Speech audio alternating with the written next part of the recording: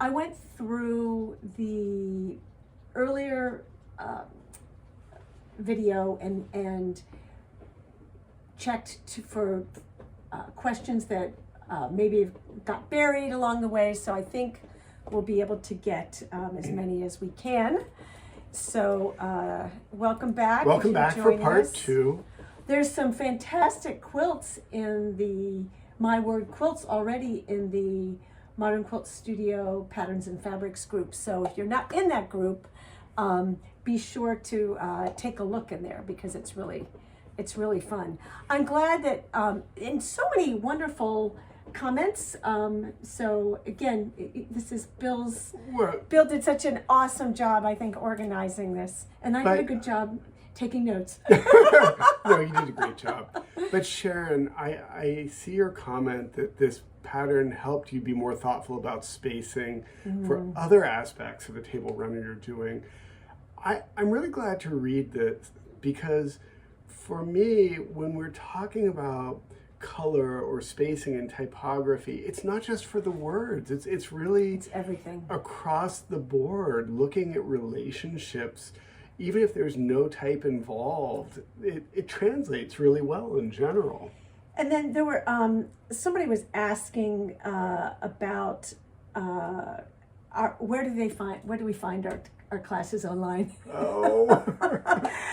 So I taught like 12 years ago a Designing Modern Quilts class on Craftsy, and that's got tens of thousands of people who've taken that. And even though it's a 12-year-old class, the concepts about design, they hold up pretty well. Yeah, they do. I mean, I feel like I would teach a little bit differently. I was teaching the concept in the format that Craftsy asked me. They were a new company at the time, and so I didn't really get to choose my class. They asked me to teach that. And I also have an online class with the American Quilter Society on solids, working with solids in quilts. But a lot of the teaching that we end up doing is through our quilt-alongs. And each of the quilt-along assignments, installments we do has a video kind of like this where we talk about things in general. And I was going to say, we don't call the quilt-alongs classes because they aren't classes per se, but we're teachers. Yeah. We can't, there's not a single quilt in any of our publications or any of our quilt-alongs that doesn't have essential design concepts that we want to teach as part of our goal.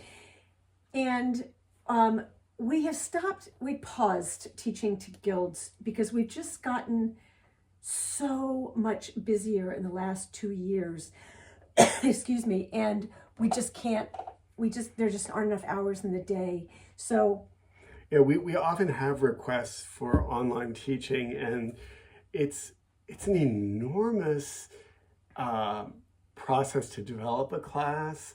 So we're just we've backed off for a bit. Yeah, we backed off for a bit, but we always try to have, in our Quilts First live streams, we always try to have some design element that we talk about. And then these mini quilt-alongs, I think, will be a good way for us to tackle certain topics as we right. Yeah, and I'm really glad Amy says she's learned so much from the quilt-alongs. I'm really glad to hear that because we feel like that's kind of a case study for design. Each time it's a little bit different, and there are different factors at play. So it's definitely not, our quilt-alongs, for those of you who haven't done them, are definitely not so A to B. Right, and you know, there are mini quilt-alongs that occur in one day like this, or the hive quilt-along we did, but there are also the 6-week mystery quilt-alongs that we've done. And I think they're really infused with a lot of design principles.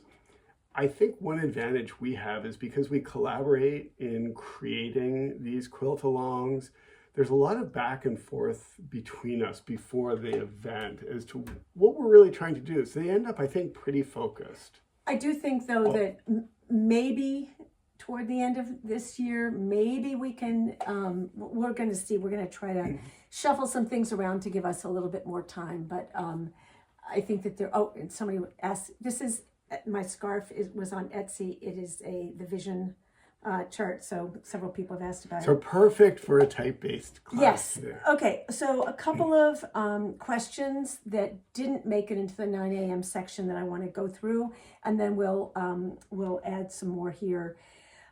Spaces between a phrase and a symbol. I don't know if that's punctuation or something else. Generally, the spacing with symbols is going to be the same as spacing between words. So again, typography and spacing is an art form that you start with the idea that if you have a dash or a plus sign or some other symbol, the spacing around that would be very similar to that for a word. However, typographers who get nitpicky, like me, sometimes make it a little bit less space and a little tighter. So again, the good news is with being literate, we're going to read what you've written and we're going to get it. So, experiment a bit. Spacing for single letter words, like I guess A and I. So those are spaced exactly the same as a full word. That's a very good question, though. Really interesting. I've never thought about it, but yes. And people do want to know the name of that Philosophia type designer and, where she lived in Czechoslovakia. Okay. So that is Zuzana, Zuzana Licko, Licko. And I'll give the 15-second thing. Zuzana Licko is a typographic hero for a couple reasons. She was not only a pioneer of modern typography, but she was one of, I'm going to say, only about 4 women in the field who overcame incredible barriers. It's really broken down now, and typography is kind of gender equal now. But back in the 80s, when she was really making her first impact. This is the 1980s. 1980s. 1980s. She was phenomenal and continues to be someone I think is respected deeply in the design world. Okay. Somebody asked about where our errata is, and it's at the on our homepage. It's at the bottom line, at the very bottom. Yeah. So scroll down. So scroll down. Yeah. you gotta go down a little bit. For somebody who asked about the letters, who hasn't gotten a pattern, all of the letters are not appliqued. They're all pieced into units that can be sewn together. And all of the units finish they're a 6-inch high block. So in the quilt, they'll be 5.5 after the seam allowance. The widths vary depending on the letter. Many quilt fonts are done so they're all the exact same width, which is called monospace type, which it makes for easy planning for a quilt, but it makes for very clunky reading, in my opinion. Because an I and an M have very different needs. Okay. Then there was a question about using ombre fabrics in type and these letters. And Bill introduced me, 10 years ago, 15 years ago, 20 years ago, to the work of Edward Tufte, who is, he'd be considered like an information designer. He's a statistician. He's a statistician at Yale, who's kind of one of the great gurus of graphic design and information design now. Tufte is how you spell his name. Anyway, he stated something that I have found super helpful in my layman's understanding of graphic design, and even just to the point when you're making an outline or you're doing an email for somebody, which is that when you want to, and feel free to correct me if I'm not stating this correctly, but when you are trying to differentiate 2 different items, like a title and text, for example, you only need 1 point of differentiation. You don't need to change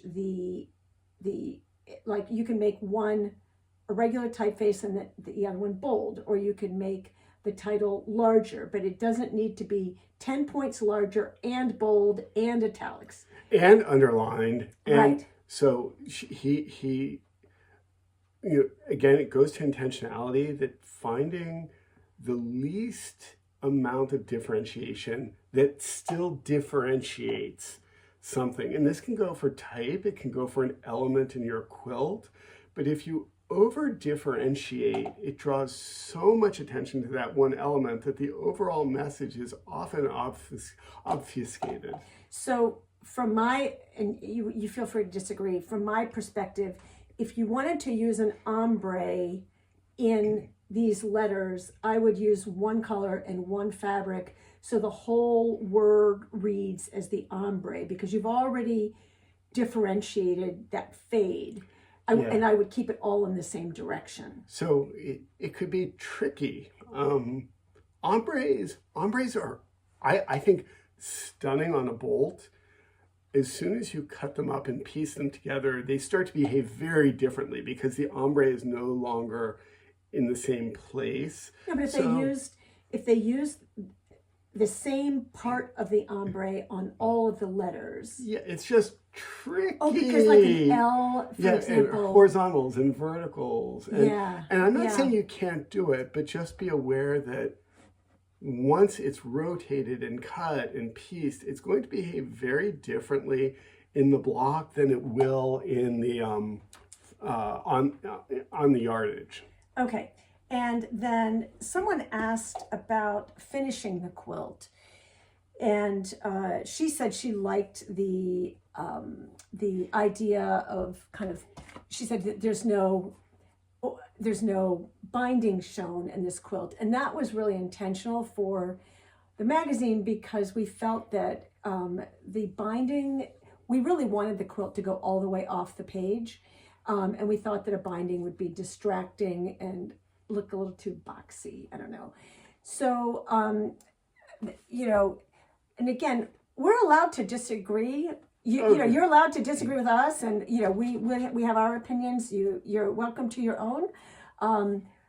We're not fans of facing, in particular, because we don't like the way it looks on the back of the quilt. People love facing.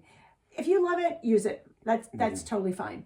If I were doing it and I didn't want a binding on it, I would do the French pillowcase binding, which is explained in our Hello Baby Part 2 YouTube tutorial. And there's a small diagram of it in Modern Quilts Illustrated number 12 on the billiards quilt. Right. So, and that, but you could also just put a binding on it. It's totally a regular binding, and we have, our method is also a YouTube tutorial. It's an all-in-one sewn binding with no hand sewing, but regular bindings would be fine too. But this goes back to intentionality, and we could talk for an hour on binding. I'm not joking. That the binding, it's very much like the frame. Go to an art museum, walk through the galleries, look at the Rococo frames, the beautiful Baroque frames, the minimalist frames in contemporary art. Go to the photography section. Frames, especially in photography, are much like fashion. You can spot the decades where the white frame was in, when no frame was in, when the chrome frame was in. And a binding is a frame. And so there's not a right or wrong, but if you're intentional about how it interacts with the rest of your quilt, it helps you decide how to do it. Now, I saw between the first section and this section, I was looking through the Modern Quilt Studio Patterns and Fabrics group, and I saw Dina's post about fabrics, and she loves plaids, and I wanted to share this tip. And I don't know, she was thinking about these, and now she's thinking about these. And one thing, and I don't know whether this is the order of the fabrics she planned to use, but this was such a great opportunity to point out in any quilt, not just in text in quilts, but I think especially in text in quilts. If you look This would be the darkest fabric in her quilt, and this would be the lightest fabric in her quilt. Whenever possible, and again, we're not about rules, we're about suggestions. Take it or leave it. If it doesn't work for you, that's fine. No, there aren't rules. But when you put the lightest fabric in your quilt next to the darkest fabric in your quilt, it is going to make the darkest fabric look darker and the lightest fabric look lighter, and it's going to draw attention to itself that might not be welcome. So whenever I'm doing a scrappy quilt like this, either I would take out the darkest one and replace it with one that's closer in value to the rest of them, or vice versa, take out the lightest one and replace it with something slightly darker, or, and this is just assuming that this lineup reflected the fabrics in letters, I would put the darker one. She's commented, yes, it's the order and the phrase is mad for plaid. Great. So then I would put this closer, like maybe in between these two, for example, because, so she wants the yellow to stand out as the P. Great. Well, then you might want to move this, and maybe this is an I, it's a smaller letter, and it's a little bit away.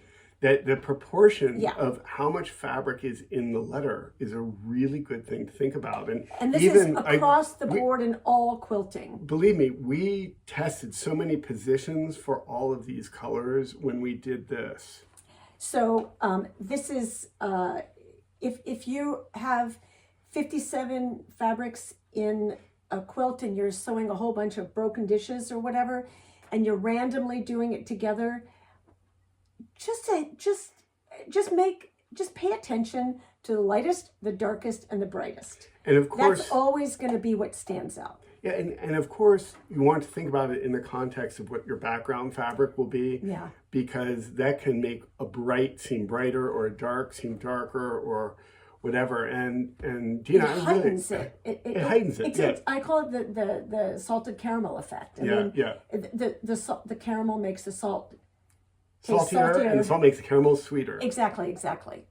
Okay, so do you all have any additional questions for us? Those are the ones that I was able to find that were buried in that got buried in all of the the chat. But in terms of and I was going to say there are some fantastic versions on the patterns and fabrics page that will inspire you, and I hope you will continue to post your progress in that group. Exactly. So others can see and learn from your versions. And Bill, do you want to talk about any future? And I just have to do one click here. The part 1 is up on YouTube now for anyone who missed the introduction or wants to go back and revisit things. So that is already up, and this will be up shortly after. Okay, I have to laugh at Elizabeth's question of what do you think of batiks, because I once did a lecture there were like 150 people, and they were not giving me good feedback at all, and I was really concerned as to how it was going. And at the end of the lecture, there were only 2 questions, which is highly unusual. Usually it goes on and on like this. And the first one was, what do you think of batiks? And the second one was, what are batiks? Oh. Although I didn't mention it the entire time. So yes, you can answer the question. Batiks can be absolutely beautiful. I love a good batik. Anytime you're looking at a genre of fabric, prints, wovens, batiks, you want to think about what makes them unique and what are the advantages and disadvantages. With batiks, one of the number 1 issues that can happen is some batiks have very high contrast modeling. So there might be light patches and dark patches, so that when you cut a piece, it might be light at one end and dark at the other. and not feel like a continuous shape. I think batiks would probably, most of them would work well in this pattern. I think the most challenging aspect of batiks is patterns that have narrow slivers or thin angles, because when I see a lot of quilts, like star quilts that are made with batiks, if the point of the star is modeled in such a way that it doesn't have clear contrast with the fabric it's pieced adjacent to, you lose the beauty of the point.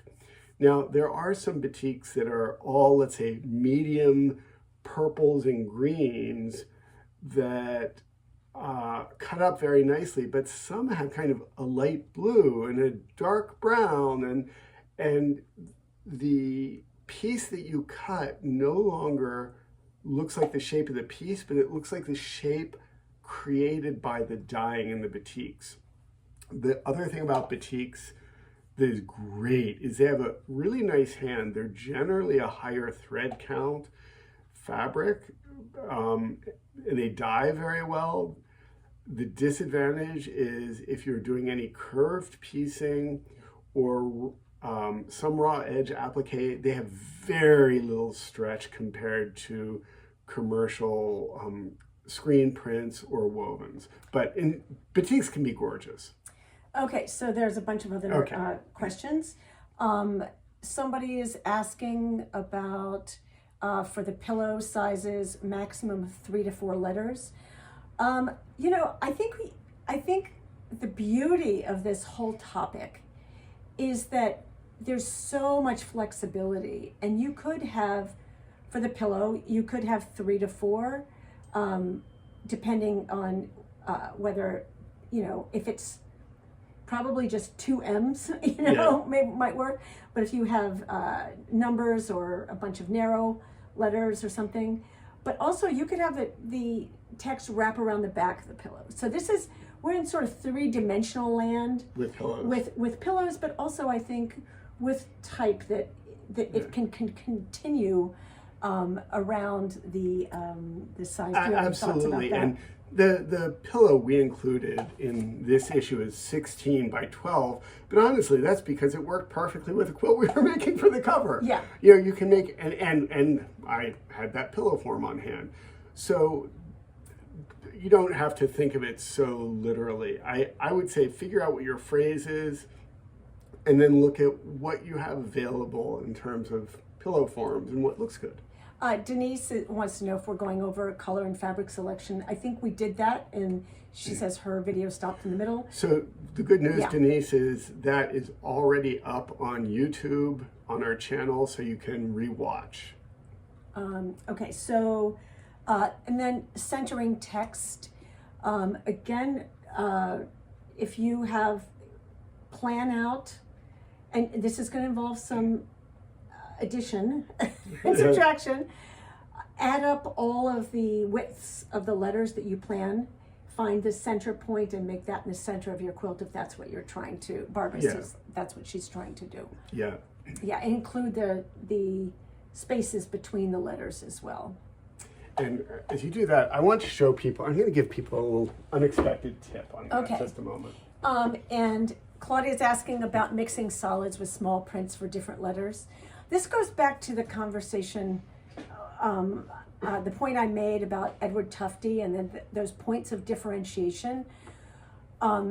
We often don't mix for the same role in a quilt, solids and prints, because they are differentiated visually, and there may be an intention, for example, of mixing them where you want to have draw attention to something, but the idea is that if you're using prints and letters, our daughter is sending her New York Times scores and it's binging over and over again. So if you're using solids, I would either use solids for the letters or prints for the letters, unless there's something you're trying to draw attention to. So for example, if you wanted to write are you sure?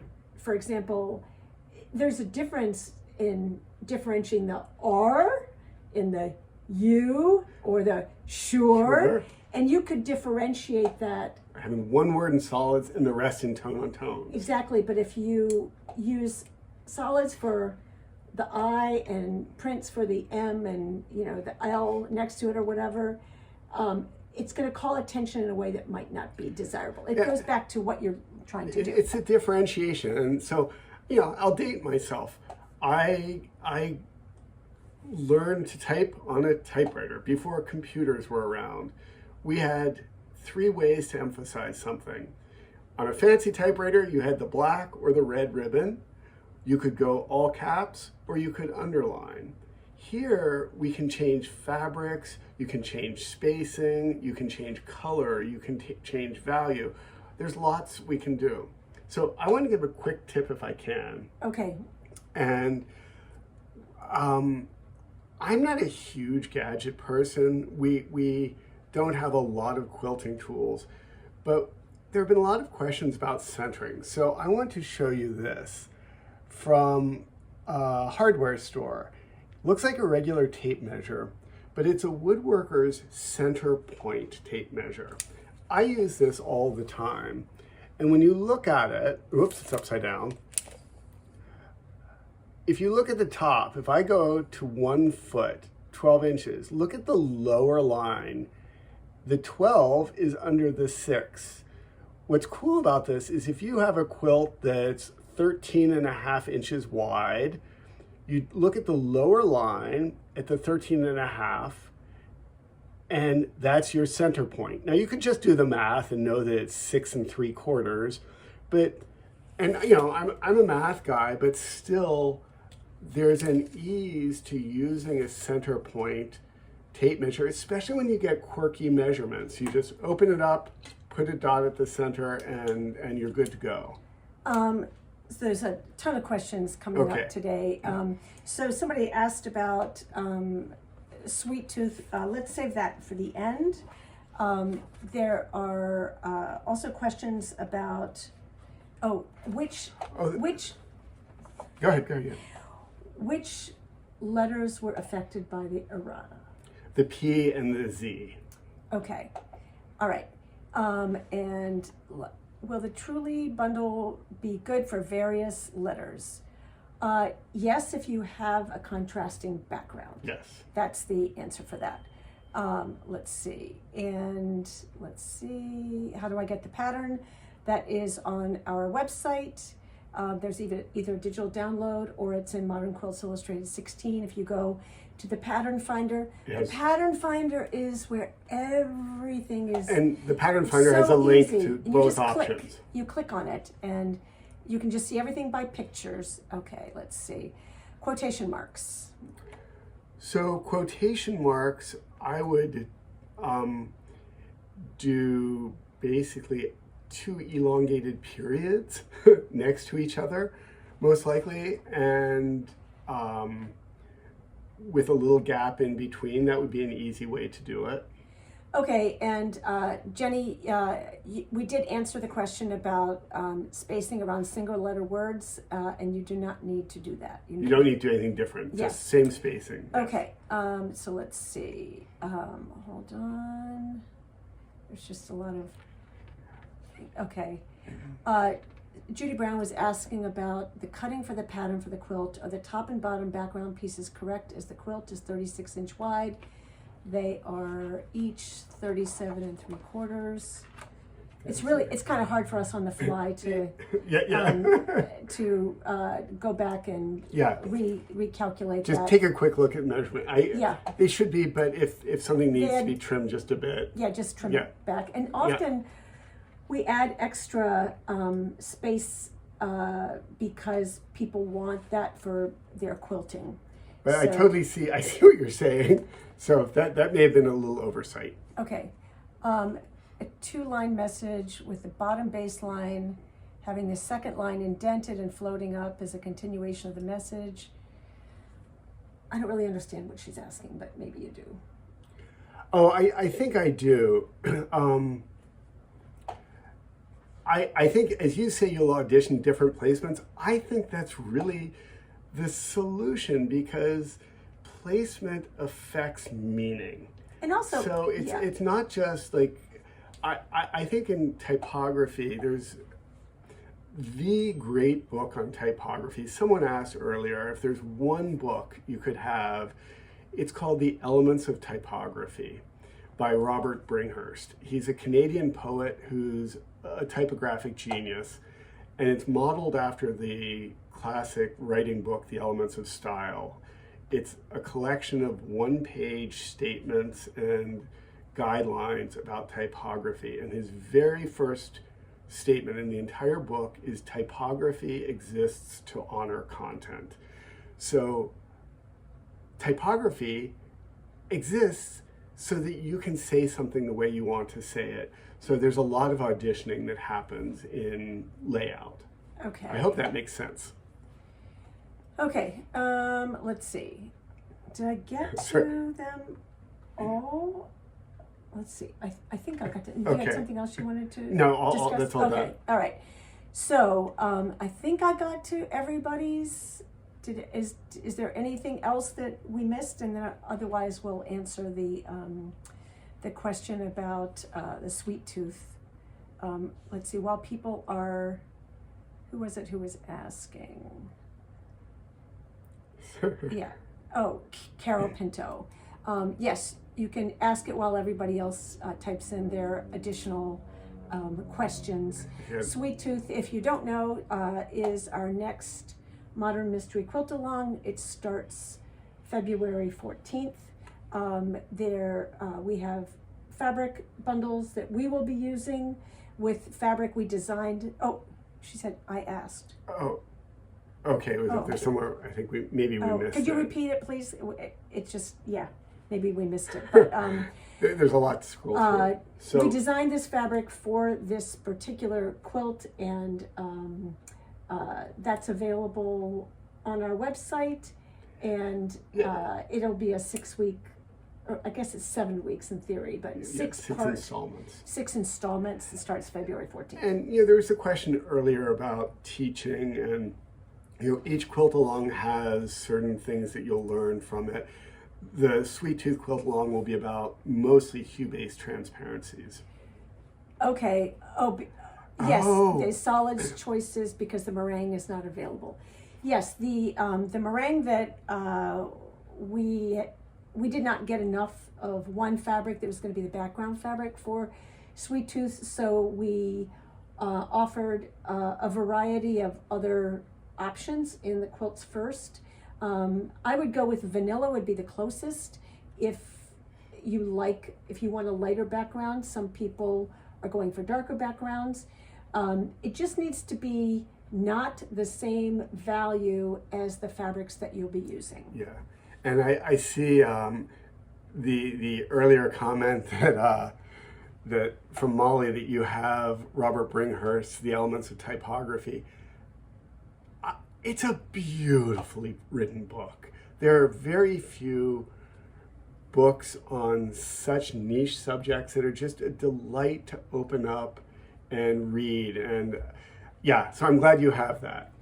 I think Carol's saying, how does the quilt change if you're not using a print? Quilts that use solids are typically more bold and more graphic, and just a little.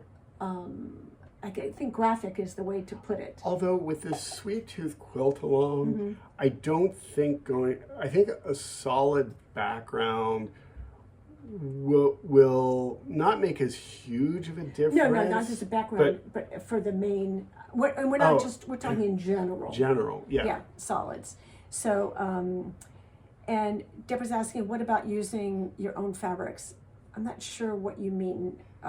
If you're talking about the Sweet Tooth Quilt-Along, that we're actually going to have a video out on January 10th about that. Yeah, because this Quilt-Along is going to be the most complex part of it will be the color work, and it's possible to do it. It will be challenging to assemble 22 colors that have the right relationships between each other. So it's going to require a video. And we'll have that on our YouTube channel, and we'll also post a link to that on our social media platforms as well. And Okay. I think, Susan, your question, which letters were the most difficult to design? Boy, it's an interesting question for me. Most of these letters, we designed 2 to 3 variations of every letter, then sorted through those to figure out what worked best as a collection. And honestly, I think in many ways, the letter V is one of the most challenging. X you had a hard time with. X, I had a hard time deciding which one to X, use, yeah. but any letter that has a strong diagonal or a strong curve, you have to think carefully how you're going to work with that with piecing, especially since we were avoiding curves in this. And I actually found in the end, the hardest thing was choosing which of the letters would make the final cut, because I had certain letters. There were 3 that I loved, and Spares. Yeah. Yes. If back to the sweet tooth question, if you wanted a print, any kind of cream and white variation will work fine. Yeah. As long as it's not huge in scale. Yeah. Just subtle. And Brenda asked when you can register. Registration for the Sweet Tooth Quiltalong is already open. Yes. So that's, if you go to our website, the first slide you'll see is a big photo illustration. It'll take you there. Okay. Any more questions about my word? Is everybody speechless? ready to go?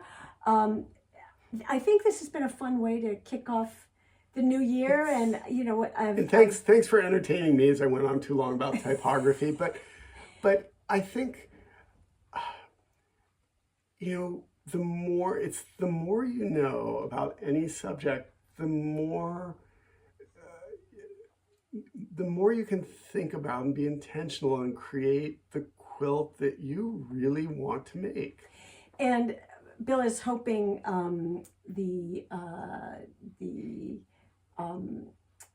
to design more of these alphabets, and we will share them when they're ready. Yeah. The 10th will be a taped video on YouTube. Okay. And what is the page to follow and post my word progress? That is the Modern Quilt Studio Patterns and Fabrics group. So Facebook does like the company has a page, and then there are groups. So and it gets confusing because some people who are in a group don't realize that they're not following the page. So there are it always looks out of whack in our numbers, and so everybody understands we typically post to our page on Facebook and our Instagram account at the same time. Instagram doesn't have really a good way of people interacting within a group, and then of course links are also a nightmare. So Facebook is a little bit more flexible for our needs. So we, on a daily basis, we tend to post on the Modern Quilt Studio page. Discussions of and the ability to share your work can only happen in a group on Facebook. So you want to be following both the Modern Quilt Studio Patterns and Fabrics group, as well as the main Modern Quilt Studio page. Occasionally I will cross-post if something is really important. I want to make sure people don't miss it. Yeah. But and in general, that's how it's organized. And then after these live events, we edit the video quickly and post it to our YouTube channel, because YouTube allows for higher resolution than Facebook. Yeah. So even though you could watch this back on Facebook, it's always going to be a little grainy or a little small. On YouTube, we can put it at a larger resolution. And sometimes it freezes on Facebook and that sort of thing. So somebody also asked if we would do YouTube lives. And the reason that we don't want to do that is that everybody then needs to have a YouTube account, and it becomes too many parts. We have to go where the most number of people are, and YouTube is relatively newer than Facebook, so we have most of our followers are in one place, and so it just becomes too confusing. We already manage 3 social media accounts, and it just becomes too much of a whack-a-mole game. Our goal is to make quilts, help you make quilts. So there are certain things like having big cue cards rather than fancy graphics and working with video editing software. Pressing a button and printing takes a lot less time, and I think is an effective way of communicating. So we're balancing technology and just working with you. And where people are. Yeah. Okay, so we will see you next on February 1st, right? January 10th we'll have a video. Oh, January 10th we'll have the YouTube recording about fabric selection for Sweet Tooth. It's the preview video for Sweet Tooth. Yeah, the preview video for Sweet Tooth. Oh, and also, just because people have enjoyed this, it's minty fresh. We have new Modern Quilt Studio mints. Those of you who loved the mints that were in the Lighthouse Inn. These are just Modern Quilt Studio ones that we're tucking in with Modern Quilt Studio. certain orders. Yeah, orders, fabric orders in particular. We're not. It doesn't work with print as well. So, but anyway. Yeah. Anyway. So are we going to have an online exhibit of my word quilts? One more thing to add to your list. Do you want to do that? I kind of want to. I think it would be fun. I think we should. I just don't want to volunteer you because you have to coordinate that. So, Stephanie, I will say yes, but I notice I'm not saying the exact date right now. Because we're focusing on Sweet Tooth right now. Sweet Tooth. Which is a lot. And I can do that. I love the online exhibitions. I think even though you can scroll through a Facebook feed and see things, to me, there's an impact of having everything together. It's more immersive. And it's also really fun for people to be able to share a link with a friend and show them their own work in the exhibition. Yeah. So, okay. Yeah, Stephanie. Yeah. All right. So we will see you live next on February 1st. Yeah. At in our February 1st Quilts First live stream, and we will be talking all about Sweet Tooth and design choices, and we'll be talking about what we've seen from what you've done with my words. Yeah. So happy quilting. Yes, happy New Year. And she wants Denise wants a quick mystery quilt. So So for those of you who have never done one of our mystery quilts, they're very different than other mystery quilts that are out there, and but the general idea behind mystery quilts, I should just talk about ours because they're all over the place. There's typically a narrative, and the narrative is that you have some task you're going to do, and there's a place where this happens, and you don't know what you're making. We're giving you the amounts of fabric and the types of fabric you need, but you don't know what you're making. And you are going to, each Friday at noon, there's a new set of instructions that arise at the private portal that we have for the Quilt-along, as well as a companion video for that installment. And you are told to cut X number of pieces and sew them together and set them aside. But for example, for the Secret Agent Quilt-along, there are often choices, and the choices for Secret Agent, where everybody was pretending to be a secret agent, we'd have a choice in the instructions of jump off a building or run through fire. And depending on whether you wanted to run through fire or jump off the building, you did you sewed or cut, several pieces. But there's a structure to the fabric selection that we have to help you be successful. You will have lots of choices along the way. So even if everybody uses the same fabrics, they will look different.